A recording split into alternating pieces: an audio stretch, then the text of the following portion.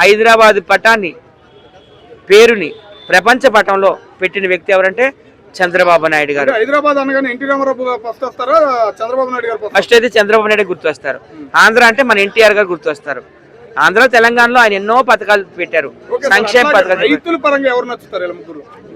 ఇద్దరికిద్దరు ఒకటేనండి, ఎవరికి వారే సాటి అన్నట్టుగా. మరి ఎన్టీఆర్ గారి యొక్క ఫుడ్ స్టెప్ ని ఫాలో అయిన వ్యక్తి మన చంద్రబాబు నాయుడు గారు.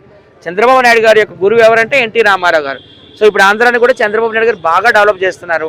అక్కడ భోగాపురంలో ఇంటర్నేషనల్ ఎయిర్పోర్ట్ ఈ జూన్ నెలలో మా ఓపెనింగ్ ఉంది.